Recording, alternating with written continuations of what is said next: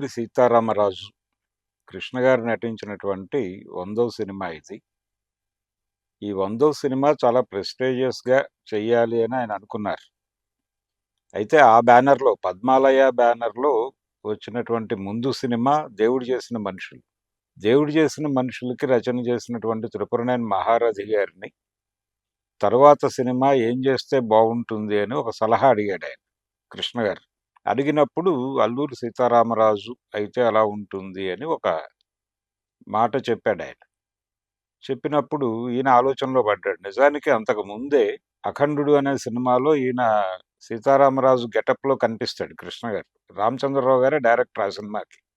వి. రామచంద్రరావు. ఆయనే 'దేవుడు చేసిన మనుషులు' సినిమాకి కూడా డైరెక్టర్. ఆయనతో ఈ టాపిక్ మీద చర్చ మొదలుపెట్టాడు ఈయన. మొదలుపెట్టినప్పుడు ఆయన కూడా చొరవ చూపించాడు. ఇంట్రెస్ట్ చూపించాడు. 'మన్యం వీరుడు' అల్లూరి సీతారామరాజు జీవిత చరిత్రని సినిమాగా తీయాలి అనుకున్నప్పుడు ఇప్పటివరకు ఈ ఆలోచన ఎవరు ఎందుకు చేయలేదు అనే వైపు ఆలోచనలు మొదలైనాయి. అయితే మహారథి గారే చెప్పారు. ఎన్టీ రామారావు గారు ఇంతకుముందు 2 సార్లు ఈ సినిమా చేయాలి అనేటువంటి ఆలోచన చేశారు అనేది మహారథి గారు చెప్పారు వాళ్ళకి. నిజానికి కృష్ణ గారికి కూడా తెలుసు. ఆయన రామారావు గారి అభిమాని. 53లోనే అల్లూరి సీతారామరాజు సినిమా చేయాలి అని రామారావు గారు అనుకోవటము ఆయన బ్యానర్‌లోనే. ఎన్ఏటీలోనే. Makeup stills బయటకొచ్చినాయి. పాటలు రికార్డ్ అయినాయి.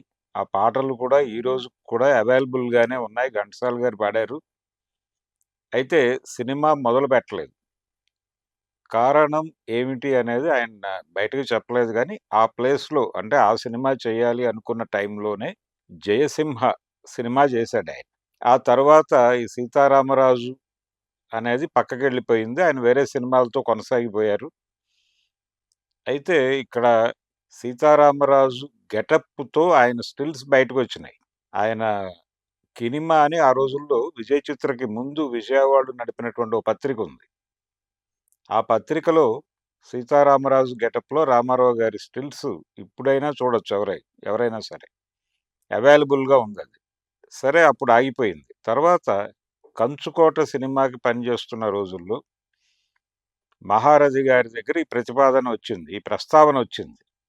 అల్లూరి సీతారామరాజు సినిమా చేస్తే ఎలా ఉంటుంది అని.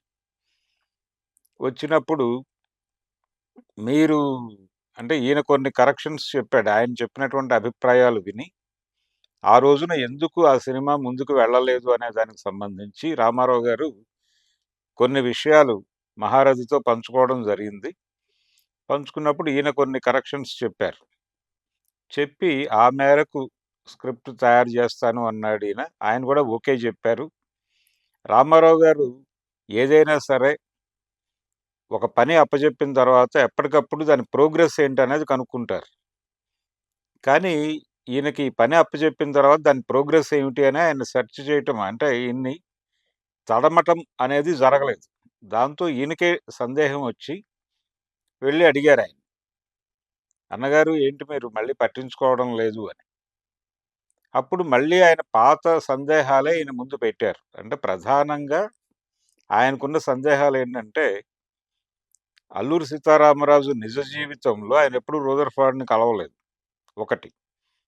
రెండోది ఆయన ఇద్దరు బ్రిటిష్ ఆఫీసర్‌లని చంపేశాడు. చంపిన తర్వాత నిర్బంధం చాలా తీవ్ర స్థాయిలో మన్యంలోకి ప్రవేశించింది. ప్రవేశించిన తర్వాత ఆ నిర్బంధాన్ని ఎలా వె ఎలా అడ్డుకోవాలి అనేది ఒక సమస్య. తర్వాత ప్రజల్ని ఎలా రక్షించుకోవాలి అనేది ఒక సమస్య. అప్పటికే చాలామంది అరెస్ట్ అయ్యి ఉన్నారు. కొంతమంది చనిపోయారు. ఈ గందరగోళం. ఉద్యమం ఒక స్తబ్దతకి గురైనటువంటి సందర్భం. అదే ఉద్యమంలోనైనా అటువంటి పరిస్థితులొస్తాయి.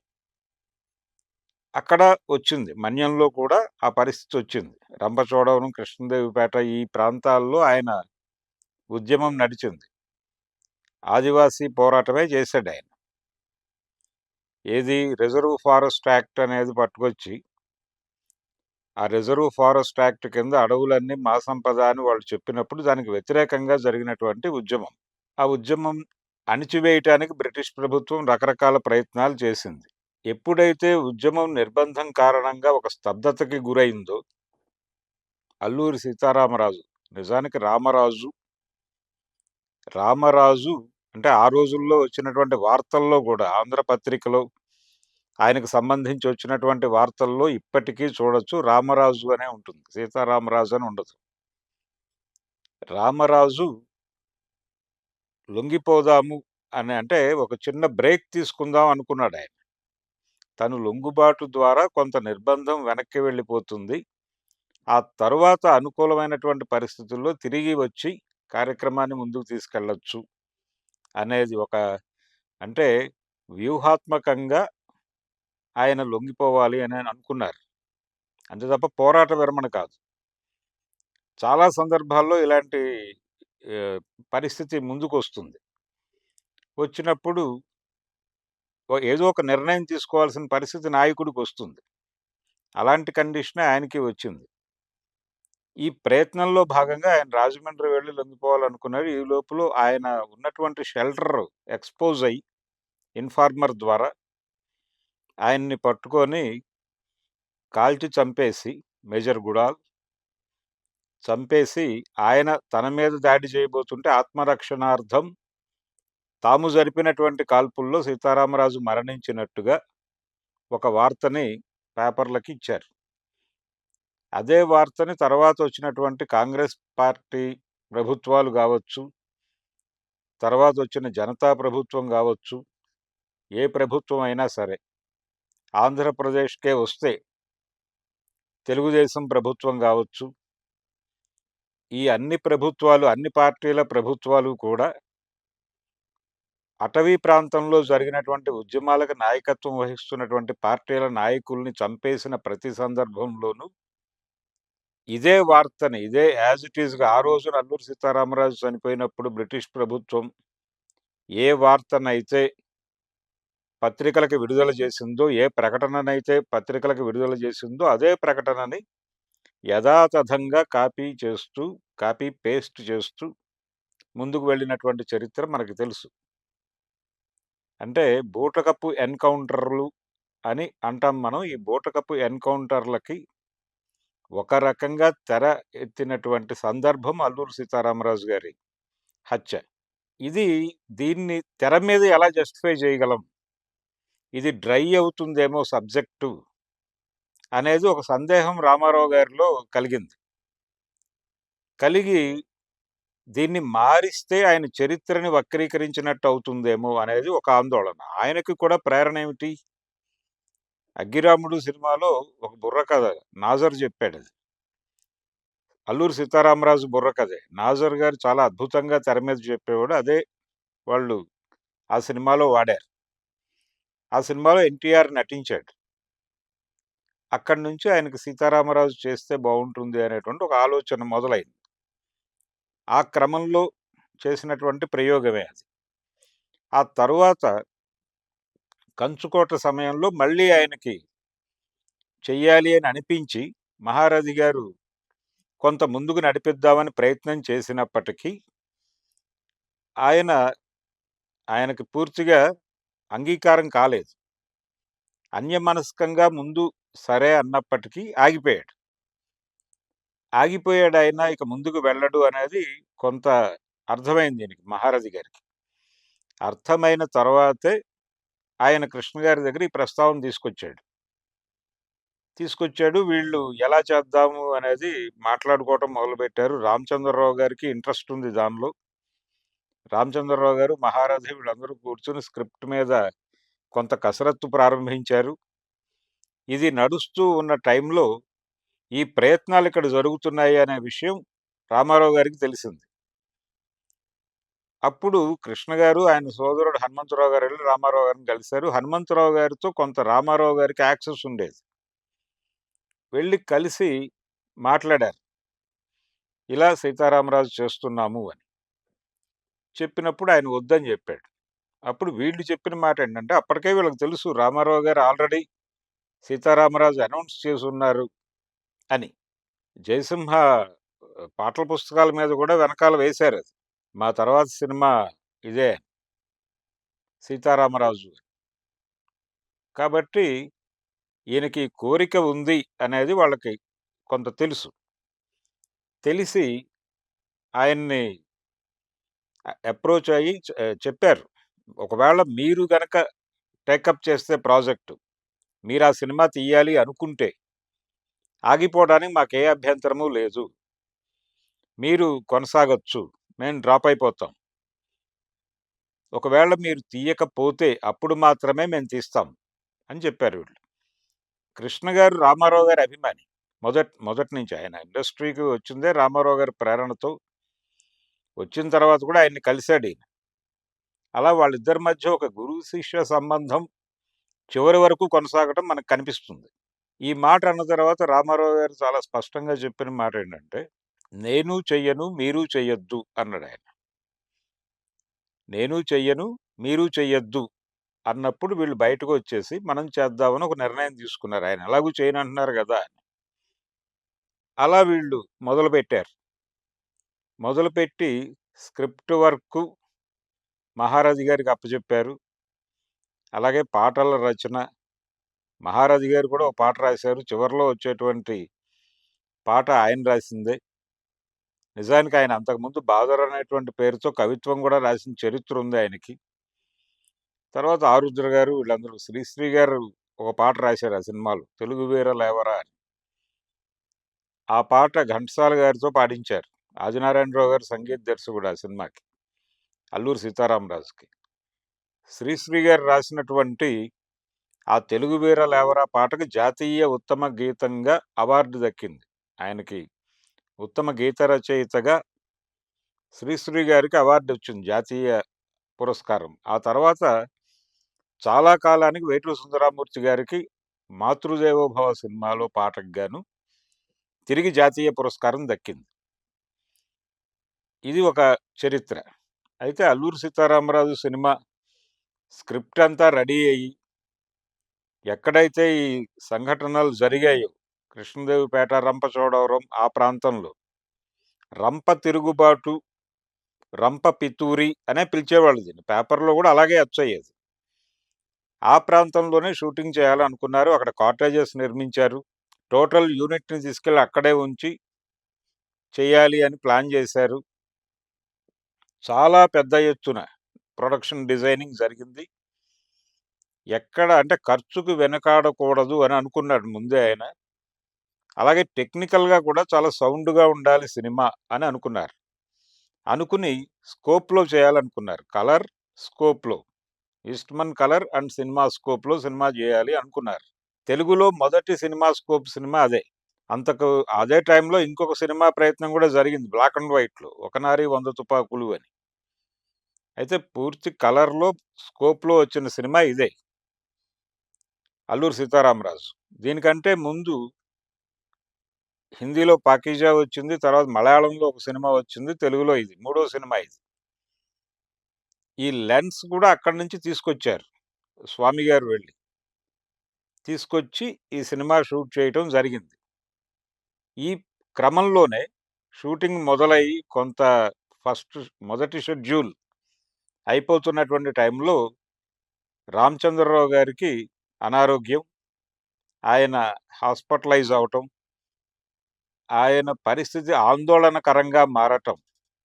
ఇంత పెద్ద ప్రాజెక్టు ఆయన గైడెన్స్‌లో ప్రారంభమై, ముందుకు వెడుతున్నటువంటి దశలో ఆయన అలా హాస్పిటలైజ్ అవ్వటం, అనారోగ్యం పాలవ్వటం అనేది కృష్ణ గారిని కొంచెం గందరగోళపరిచింది. అయితే ఆయన రామచంద్రరావు గారితో మాట్లాడాడు. మాట్లాడితే ఆయన చెప్పిందేంటంటే, నేను రికవర్ అయ్యి వస్తే ఓకే. ఒకవేళ నాకేదైనా జరగకూడనిది జరిగితే, స్క్రిప్ట్ మీ దగ్గరుంది. పూర్తి స్క్రిప్ట్ మీ దగ్గరుంది. దాంతో మీరు ముందుకు కొనసాగండి. మీరు చేయగలరు అని కృష్ణకి ఆయన ధైర్యం చెప్పాడు. యూనిట్ ఉంది ఎలాగూ. డైరెక్షన్ డిపార్ట్‌మెంట్ ఉంది. మహారథి గారున్నారు. ఆల్రెడీ ఆర్టిస్టుల సెలక్షను ఇదంతా పూర్తయి కొంత షూటింగ్ నడుస్తున్నటువంటి పరిస్థితి ఉంది. కాబట్టి మీరు ధైర్యంగా మీరే హ్యాండిల్ చేయండి. ఇంకెవరి చేతుల్లోనూ పెట్టొద్దు ప్రాజెక్టు. నేను లేకపోతే అని చెప్పాడాయన. సరే వీళ్ళు ఆ మాట ఇచ్చేసాడాయన. సరే అన్నాడు. అయిపోయిన తర్వాత ఇది కృష్ణ గారే చెప్పినటువంటి విషయం. నేనక్కడుండగా జరిగింది అని నేను చెప్పడం లేదు. కృష్ణ గారు చాలా ఇంటర్వ్యూల్లో ఈ విషయాలు జెప్పారు. తర్వాత ఈయన వచ్చేసిన తర్వాత ఆయనకి ట్రీట్మెంట్ జరిగింది. ఫైనల్‌గా ఆయన మరణించటం జరిగింది. ఇది చాలా ఇబ్బందికి గురి చేసింది కృష్ణ గారిని. ఇదేంటి ఇలా జరిగింది అని. ఇది చాలా ప్రెస్టీజియస్ ప్రాజెక్టు. 100వ సినిమాగా రిలీజ్ చేయాల్సినటువంటి సినిమా. ఇలా జరిగిందేమిటి అని ఒక చిన్న గందరగోళం ఉన్నప్పటికీ, రామచంద్రరావు గారు చెప్పినటువంటి మాట, స్క్రిప్ట్ రెడీగానే ఉంది. ఎవరికీ అప్పజెప్పొద్దు. మీరే హ్యాండిల్ చేసి ముందుకు తీసుకెళ్ళండి అని ఆయన చెప్పిన మాట ప్రకారమే ముందుకి కదిలారు. సినిమా టాకీ పార్ట్ అంతా కృష్ణ గారే డైరెక్ట్ చేశారు. డైరెక్ట్ చేసిన తర్వాత యాక్షన్ ఎపిసోడ్స్ అన్నీ కూడా టోటల్ యాక్షన్ ఎపిసోడ్ అంతా కేఎస్ఆర్ దాస్ గారికి బాధ్యత అప్పచెప్పారు. దాస్ గారు యాక్షన్ సీన్‌లు తీయటంలో సిద్ధహస్తుడు. ఆయన్ని కె. విశ్వనాథ్ గారు కూడా 'కాలాంతకులు' అనే సినిమా తీశాడు ఆయన. డివిఎస్ రాజు గారి బ్యానర్‌లో. తీసినప్పుడు అందులో ఉన్నటువంటి యాక్షన్ ఎపిసోడ్ చాలా ఉంది. అది హ్యాండిల్ చేయగలిగిన వాడు కేఎస్ఆర్ దాస్ గారు మాత్రమే అని ఆయనతోనే చేయించారది. అలాగే 'కురుక్షేత్రం' సినిమాలో యాక్షన్ పార్ట్ అంతా కూడా ఆయనే చేశారు.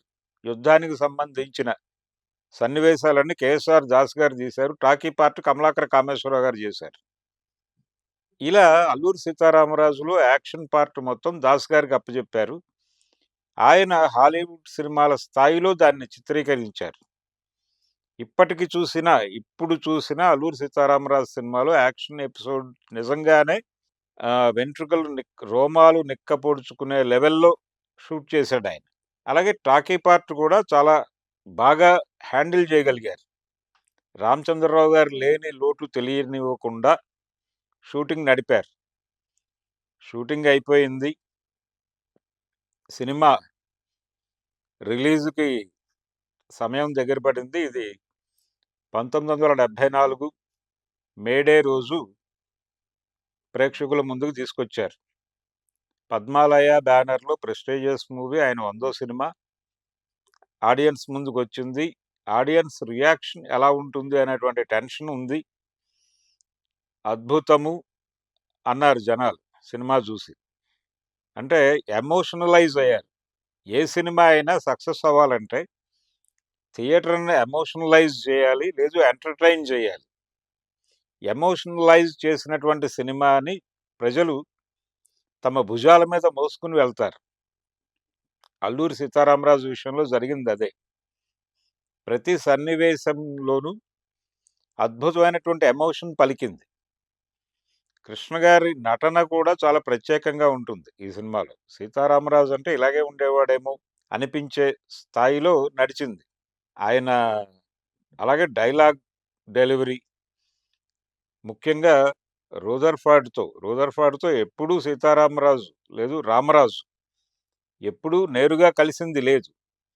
కానీ సినిమాని ఎమోషనల్‌గా నడపడం కోసం సినిమాటిక్ లిబర్టీ తీసుకొని ఒక 3 సన్నివేశాలు వాళ్ళిద్దరి మధ్య ఇంటరాక్షన్, వాళ్ళిద్దరి మధ్య ఒక చిన్న ఘర్షణ జరిగేటువంటి, అంటే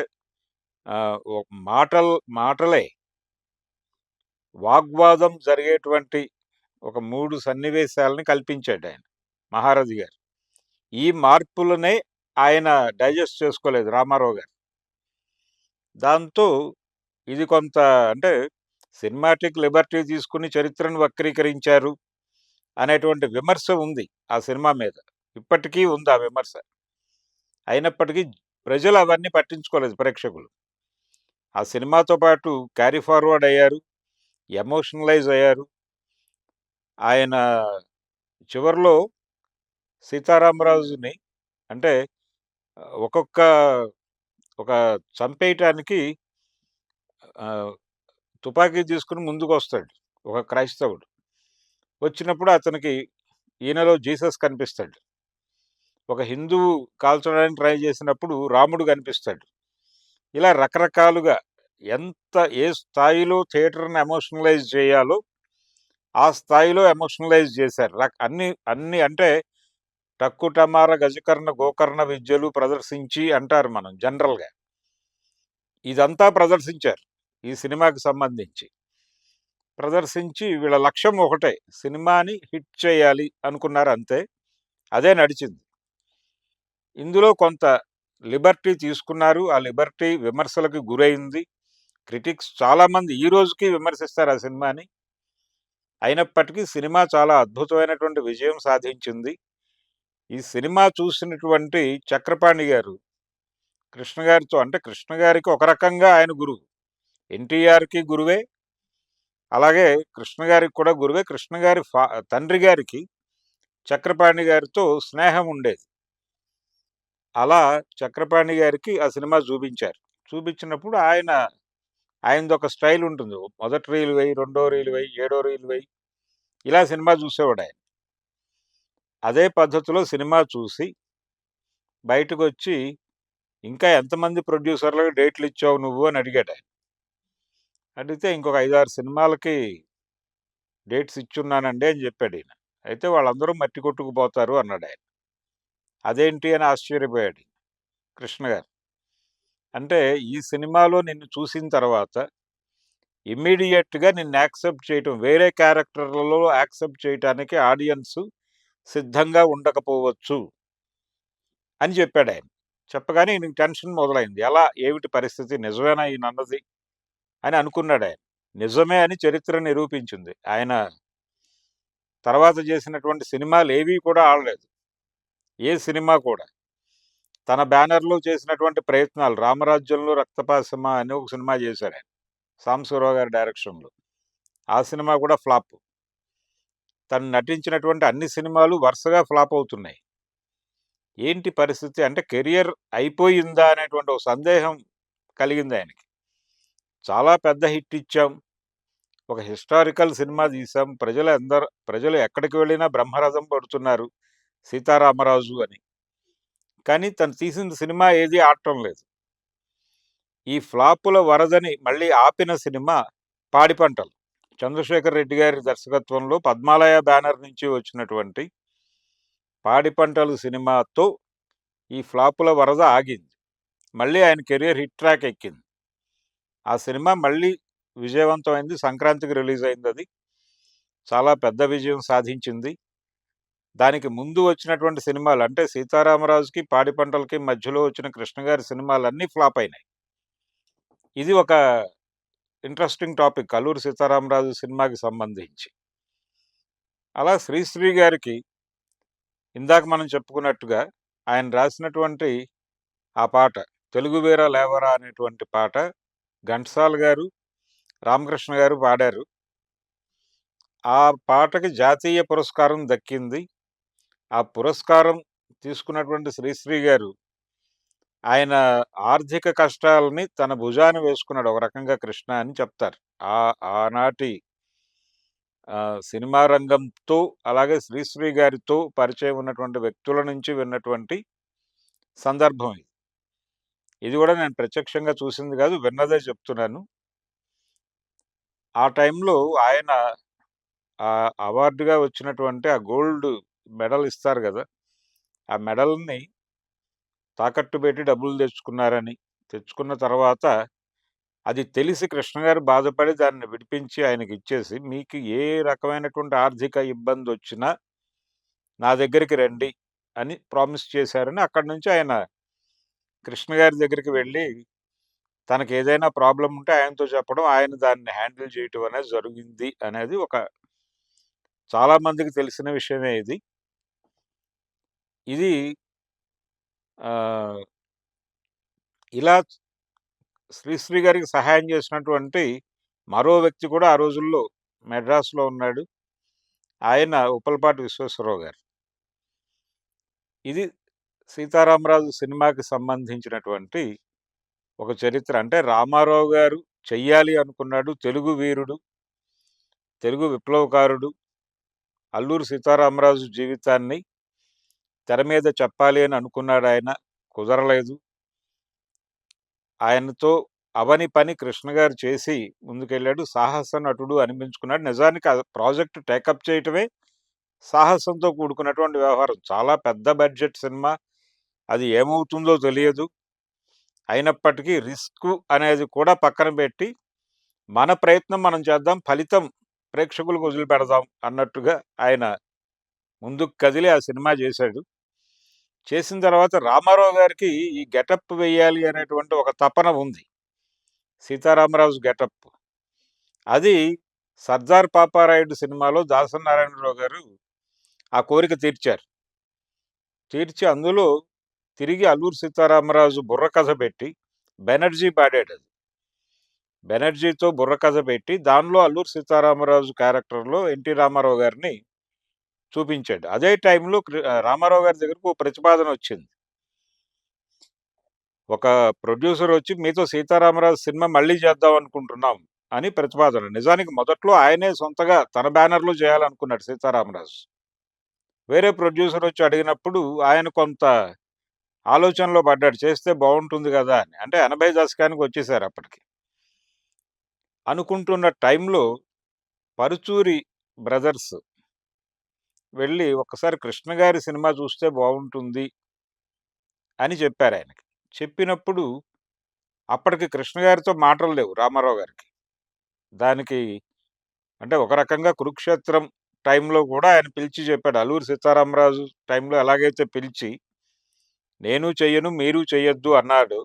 అదే పద్ధతిలో 'కురుక్షేత్రం' అప్పుడు కూడా పిలిచి, "ఆ సినిమా ఆపేయండి" అని చెప్పాడు రామారావు గారు. చెప్పినప్పుడు కృష్ణ గారు చెప్పిందేంటంటే, "ఇది మాధవి ప్రొడక్షన్స్ మీద ప్రారంభమైన సినిమా అండి. మీతో పాండవ వనవాసం తీసినటువంటి ఆంజనేయులు గారే ఈ సినిమా నిర్మాత. ఆయన పూర్తిగా తనే టేకప్ చేయలేని ప్రాజెక్ట్ అన్నప్పుడు నేను భాగస్వామిగా చేరాను. అంతే తప్ప ఇది పూర్తిగా నా సినిమా కాదు.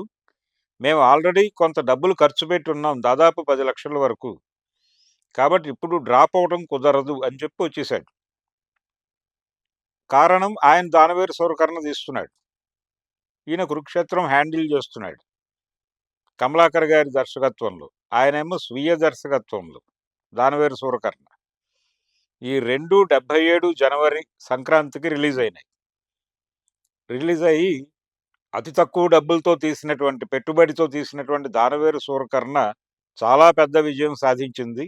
భారీ పెట్టుబడితో చేసినటువంటి 'కురుక్షేత్రం' రాజస్థాన్ తీసుకెళ్లి యూనిట్ మొత్తాన్ని అక్కడ సెట్స్ వేసి చాలా భారీ ఎత్తున చిత్రీకరించారు 'కురుక్షేత్రం' సినిమాని.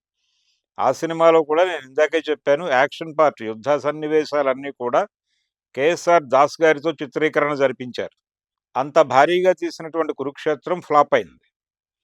ఫ్లాప్ అయ్యి దారాలు కనిపిస్తున్నాయి అనేటువంటి విమర్శలు ఎదుర్కొన్నటువంటి 'దానవేరు సూరకర్ణ' చాలా పెద్ద హిట్ అయ్యి అది ఫస్ట్ రిలీజ్‌లో రూ. 1,00,00,000, సెకండ్ రిలీజ్‌లో రూ. 1,00,00,000 కలెక్ట్ చేసింది. అంటే నిజానికి 77 జనవరి నుంచి రామారావు గారి హైప్ మొదలైంది. అంటే ఆ సంవత్సరం వరుసగా 3 సిల్వర్ జూబ్లీ సినిమాలు చేశాడాయన. 'దానవేరు సూరకర్ణ' జనవరి, ఏప్రిల్‌లో 'అడవిరాముడు', అక్టోబర్ టైంలో 'యమగోళ'. 3 ఒకే సంవత్సరం. 3 చాలా పెద్ద హిట్స్. అది ఒక చరిత్ర. అయితే ఇలా 'కురుక్షేత్రం' టైంలో ఏర్పడినటువంటి మనస్పర్ధల వలన రామారావు గారు, కృష్ణ గారు మాట్లాడుకోవటం అనేది ఆగిపోయింది. నిజానికి అల్లూరి సీతారామరాజు సినిమా తనని కాదని ప్రారంభించారనే ఉద్దేశంతోనే 'దేవుడు చేసిన మనుషులు' శతదినోత్సవంకి రామారావు గారు గైర్హాజరయ్యారు. వెళ్ళలేదాయన. శోభన్ బాబుని ముఖ్య అతిథిగా పిలిచి కార్యక్రమం నడిపించారప్పుడు. ఇది అప్పుడు జరిగింది. తర్వాత ఎప్పుడైతే ఈ 'సీతారామరాజు' సినిమా తను చెయ్యాలి అనే ఒక ప్రతిపాదన బయట నిర్మాత నుంచి వచ్చిందో రామారావు గారి దగ్గరికి, ఈ పరుచూరి బ్రదర్స్ ఒక్కసారి ఆ సినిమా చూస్తే బావుంటుంది అని చెప్పడంతో, కృష్ణ గారిని పిలిచి ఏదో స్టూడియోలో కనిపిస్తే పిలిచి, ఆయన "నేను 'సీతారామరాజు' సినిమా చూడాలనుకుంటున్నాను" అన్నాడు. చూడాలనుకుంటున్నాను అని ఆయన చెప్పగానే వెంటనే ఒక థియేటర్ బుక్ చేసి, ప్రింటర్ తెప్పించి ఆయనకు ప్రొజెక్షన్ ఏర్పాటు చేశారు. ఏర్పాటు చేసిన తర్వాత ఆయన సినిమా చూసి ఇంతకంటే చేసేదేం లేదు దీనిలో, డ్రాప్ అయిపోండి అని చెప్పాడు ఆ ప్రొడ్యూసర్‌కి. అయిపోయింది. మీరు వేరే సబ్జెక్ట్‌తో రండి చూద్దాం. ఈ సినిమా అయితే వద్దు అని చెప్పాడు ఆయన. అయిపోయింది. క్లోజ్. అలా ఆ సమస్య పరిష్కారం అయింది. అలాగే ఆయన తర్వాత 200 సినిమా, ఇది 100 సినిమాగా రిలీజ్ అయింది 'అల్లూరి సీతారామరాజు.' 200 సినిమాగా 'ఈనాడు' అనేటువంటి, అది కూడా పొలిటికల్ సబ్జెక్టే. అంటే పార్టీ ఫిరాయింపు చట్టం అవసరం ఉంది అని చెబుతూ తీసినటువంటి సినిమా. అంటే ఒక పార్టీ నుంచి గెలిచినటువంటి ప్రజాప్రతినిధి ఇమ్మీడియేట్‌గా ఆ పార్టీకి రిజైన్ చేసి వేరే పార్టీలో చేరటం ప్రజల్ని మోసం చేయటమే. కాబట్టి ప్రజలకి సంజాయిషీ చెప్పుకోవాల నాయకుడు అనే పద్ధతిలో ఆ సినిమా నడుస్తుంది. అది కృష్ణ గారి 200 సినిమా 'ఈనాడు'. అందులో ఆయన పాత్ర పేరు కూడా రామరాజే. సాంబశివరావు గారు, పర్వతనేని సాంబశివరావు గారు డైరెక్ట్ చేశాడు ఆ సినిమాని. ఆ సినిమా కూడా చాలా సెన్సేషనల్ విజయం సాధించింది. ఆ తర్వాత 300 సినిమాగా 'తెలుగు వీర లేవరా' తీశాడాయన. ఆ 'తెలుగు వీర లేవరా'లో కూడా అల్లూరి సీతారామరాజు క్యారెక్టర్ తాలూకా ప్రభావం ఉంటుంది. ఆ ప్రభావంతోనే, అంటే అప్పటికి ఆర్థిక సరళీకరణలు ప్రవేశించినాయి భారతదేశంలో. మార్కెట్ ఎకానమీలోకి దేశాన్ని నడిపించే ప్రయత్నం పివి నరసింహారావు గారి ప్రభుత్వం ప్రారంభించింది. ప్రారంభించిన సమయంలో విదేశీ కంపెనీలు తిరిగి భారతదేశంలోకి ప్రవేశిస్తున్నాయి అనేటువంటి చర్చ మొదలైంది. ఆ మొదలైన నేపథ్యంలో రాసుకున్న కథ అది. అంటే ఎవరి మీదైతే అల్లూరి సీతారామరాజు ఉద్యమించి, ఎవరి మీదైతే ఆ రోజున స్వతంత్ర పోరాట సమరయోధులందరూ పోరాడి వాళ్ళని వెనక్కి పంపించేశారు, వాళ్ళ వారసులకి సంబంధించినటువంటి కంపెనీలు తిరిగి ఇండియా వస్తే, తిరిగి భారతదేశంలోకి ప్రవేశిస్తే ఎలా ఉంటుంది అనేది పాయింట్. ఈ పాయింట్ మీద తీసిన సినిమా 'తెలుగు వీర లేవరా'. అందులో అల్లూరి సీతారామరాజుని చంపేసినటువంటి మేజర్ గూడాల్ మనవడు తిరిగి భారతదేశంలో ఒక కంపెనీ పెట్టడానికి వస్తాడు. ఆయనతో పాటు గుడాలు కూడా వస్తాడు. అంటే రాజనాల గారు బతుకున్నాడు అప్పుడు. ఆయన్ని తీసుకొచ్చారు. ఇలా నడుస్తుంది. అప్పుడు అతనికి కృష్ణ గారిని చూడగానే, అంటే రామరాజు అనే క్యారెక్టర్ పేరే. ఈయన ఒక కార్మిక నాయకుడు ఆ సినిమాలో.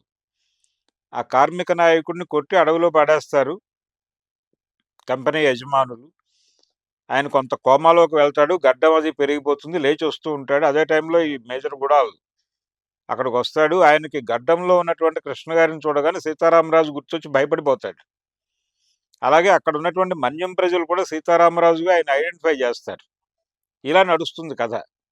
అప్పటికి లిబరలైజేషన్ మీద కొంత వ్యతిరేకంగా మాట్లాడుతున్నారు ఎన్టీ రామారావు గారు. ఆయన్ని తీసుకొచ్చి క్లాప్ కొట్టించాడు ఆ సినిమాకి కృష్ణ గారు. 'తెలుగు వీరులు ఎవరా' సినిమాకి క్లాప్ కొట్టింది రామారావు గారు. ఇది ఎన్టీఆర్‌కి అలాగే కృష్ణ గారికి మధ్య జరిగినటువంటి వ్యవహారాలు. అలాగే అల్లూరి సీతారామరాజు అనే సబ్జెక్టుతో వాళ్ళిద్దరికీ అనుబంధం ఉంది. ఆ సినిమా చేయాలి అనుకున్నప్పటికీ, అంటే భావపరమైనటువంటి వ్యతిరేకతలు ఉన్నప్పటికీ కృష్ణ గారిని ఎప్పుడూ తమ్ముడుగానే చూశాడు ఆయన, రామారావు గారు. అలాగే రామారావు గారి మీద వ్యతిరేకంగా చాలా సినిమాలు తీశాడు ఆయన. దాదాపు 60 సినిమాలు రామారావు గారిని పొలిటికల్‌గా క్రిటిసైజ్ చేస్తూ సినిమాలు తీశాడు. 'మండలాధీశుడు' దగ్గర నుంచి మొదలు పెడితే 'నా పిలుపే ప్రభంజనం', 'ముఖ్యమంత్రి' ఇలా 'విశ్వామిత్ర', 'గండికోట రహస్యం' ఇలా అనేక సినిమాలు తీశాడు ఆయన. అయినప్పటికీ రామారావు గారి మీద ఆ అభిమానం ఉండేది కృష్ణ గారికి కూడా. ఆయన వేరే పార్టీలో ఉన్నాడు. కాంగ్రెస్ పార్టీలో చేరాడు. కాంగ్రెస్ పార్టీ నుంచి ఏలూరు నుంచి ఎంపీగా గెలిచాడు ఒకసారి. ఒకసారి ఓడిపోయాడు. తర్వాత రాజకీయాల నుంచి పక్కకొచ్చారు. అయినప్పటికీ ఈ ప్రయాణమే రామారావు గారి మీద అభిమానమే అన్నట్టుగా నడిచేది ఆయనది. అలా ఒక ఘర్షణ మధ్య కూడా ఒక గురు శిష్య బంధం వాళ్ళిద్దరి మధ్య నడిచింది. అలా అల్లూరి సీతారామరాజు కథతో కూడా వాళ్ళిద్దరికీ ఒక అనుబంధం ఉంది. ఇది ఈ అల్లూరి సీతారామరాజు కథ. అంటే ఆ సినిమా నిర్మాణం వెనకాల నడిచినటువంటి కథ. ఇది ఈ సినిమా రిలీజ్ అయ్యి 50 సంవత్సరాలయింది ఇప్పుడు. ఆ సందర్భంగా మనం ఒక్కసారి ఆ చరిత్రను గుర్తు చేసుకున్నాం. 74 మే 1వ తేదీ ఆ సినిమా రిలీజ్ అయింది. మే డే మేడే సందర్భంగా తెలుగు విప్లవ వీరుడు అల్లూరి సీతారామరాజు కథని తెలుగు ప్రేక్షకుల ముందుకు తీసుకొచ్చాడు కృష్ణ గారు. అనేక కష్ట నష్టాలు కోర్చి చేసినటువంటి ఆ సినిమాని ప్రేక్షకులు చాలా పెద్ద ఎత్తున ఆదరించారు. ఆర్థికంగా చాలా పెద్ద విజయం సాధించిన సినిమా అది. ఇది 'అల్లూరి సీతారామరాజు' చిత్ర నిర్మాణం వెనకాల ఉన్నటువంటి కథ.